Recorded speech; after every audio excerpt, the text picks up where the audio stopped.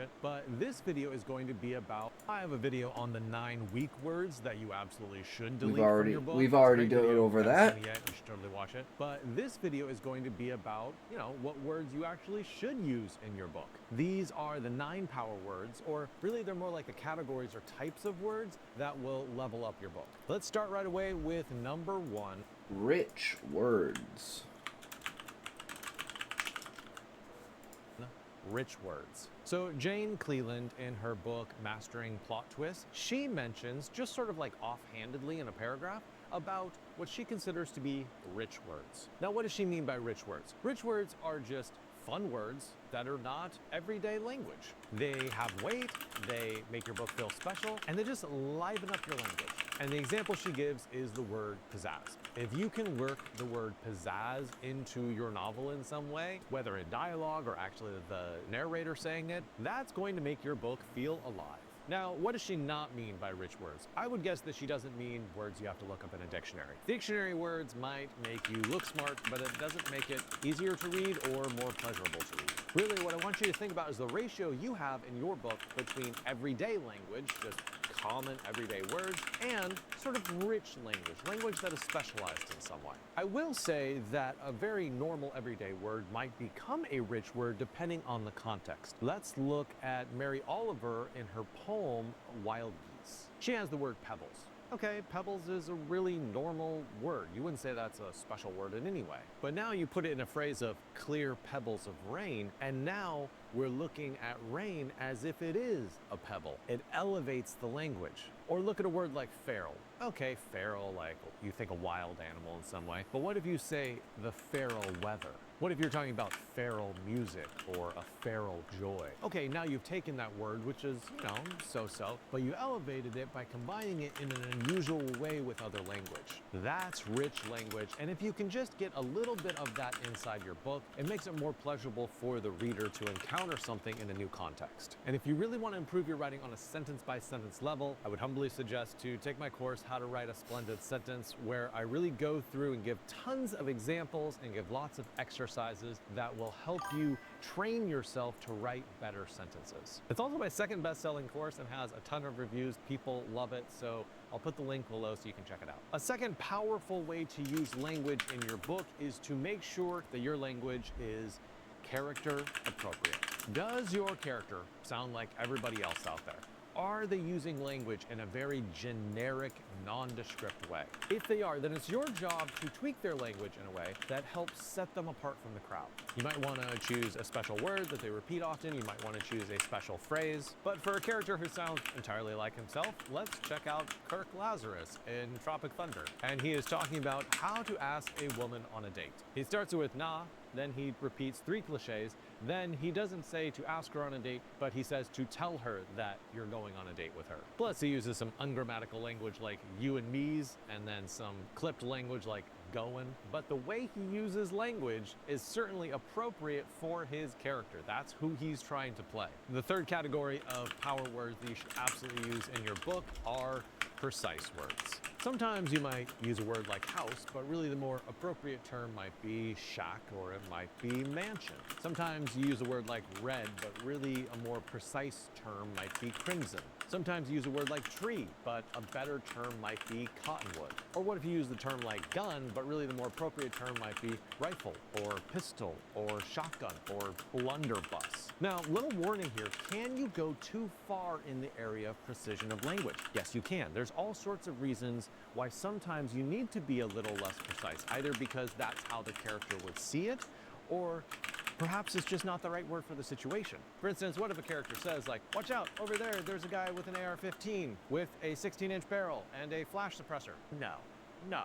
No, what they would say is, there's a dude with a gun. So I would say that 90% of the time, your job is trying to go from less specific words to more specific and more precise language. But every once in a while, sometimes the imprecise word is exactly the right word. The fourth strategy when trying to make sure that your novel is as powerful as possible on the language level is double down on lifeblood words. So as a very general principle of good writing, I think you should focus on lifeblood words, which I would say would be nouns and verbs, and not get caught up too much with adjectives and adverbs and all the smaller elements of language. What is the lifeblood of writing? Nouns and verbs. And so you have to go back to that when you're trying to improve your language. Now, I'm not saying anything crazy like, you should only write nouns and verbs and never use prepositions or adverbs or adjectives. No. That's insanity, right? Obviously, those other parts of language are great. What I'm saying is you want to make sure your nouns and your verbs are doing the heavy lifting of your sentences, that they're really carrying the weight of your sentences. A book I've been reading recently is Leif Enger's I Cheerfully Refuse. And this is a sentence I particularly liked. The minute these comets appear in the heavens, all kinds of calamities start chugging away on Earth. So let's just look at the sentence and break it down into its parts. There are 6 nouns: minute, common, heavens, kinds, calamities, and Earth. And there are 3 verbs: appear, start, and chugging. Now, are there a couple of prepositional phrases? Yes, absolutely there are. And once again, there's nothing wrong with that. But really, the bulk of this sentence is chugging along using its nouns and its strong verbs. So if you ever want to do a diagnosis on a sentence of yours, just break it down and figure out what the pieces are. What sort of pieces belong in this sentence? And if you have 10 prepositional phrases, or if you have like 5 adverbs and 5 adjectives, you might want to ask yourself, is that really what will make the best sentence in this situation? Am I using the right materials or the right scaffolding to build a strong sentence? Let's move on to the next category of power words, which you absolutely need to be using, and it is number 5, atmosphere words. I'm bad a lot at this. of the goal when you're writing a book is to create a certain True. kind of mood on the page, because what a mood does is it helps the reader to feel something. It gets them into the mood of your book, and once you have them in that certain mood, then you can do anything you want in terms of making them sympathize with the characters or making them engage with the plot. But the first step is to get them in that mood. But here's the trouble. You can't get them in a mood by saying like, oh, this was a very happy place, or by saying, oh, like this was a very scary place. No, instead you have to use language in a lot more of a suggestive way. Let's look at Fall of the House of Usher by Edgar Allan Poe. Classic, absolute classic. A lot of you have probably read it. Take a second and read this first paragraph and tell me, what is the mood created by the language? I have this that you story. use? What do you Nice. feel Hell yeah, after Callie. reading this? I can guarantee what you do not feel. You do not feel peppy. You do not feel happy. You do not feel optimistic. And there's not... Okay, let's go back and read it. During the whole of a dull, dark, and soulless day in the autumn of the year, when the clouds hung oppressively low in the heavens, I had been passing alone on horseback through a singularly dreary tract of country, and at length found myself, as the shades of the evening drew on, within view of the melancholy house of Usher.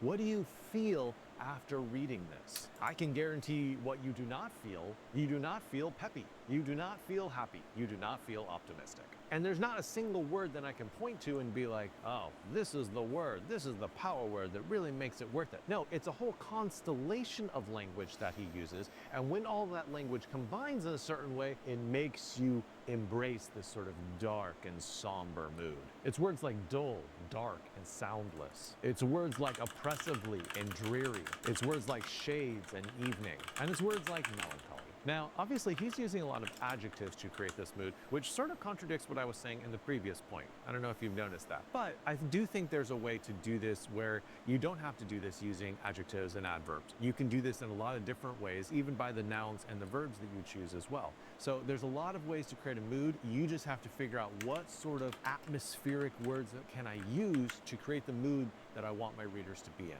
Let's move on to the 6th category of power words, which is active verbs. Okay, I'm gonna give you a quick test right now to determine what level of verb writing you are at. Let's say a robber comes into a store and a woman is in front of the counter, and then in a couple of seconds she ends up behind the counter. I'm deliberately saying it that way not to give you any sort of verb. But I'm asking, what would be the verb that you would use when that woman shifts from her position in front of the counter to behind the counter? What verb would you use? And as you're thinking about that, I am going to lay out the 3 levels of verbs that you would use in a situation like this, but obviously applies to pretty much any verb that you want to use. The 3 levels start with the lowest level, which is number 1, a generic verb.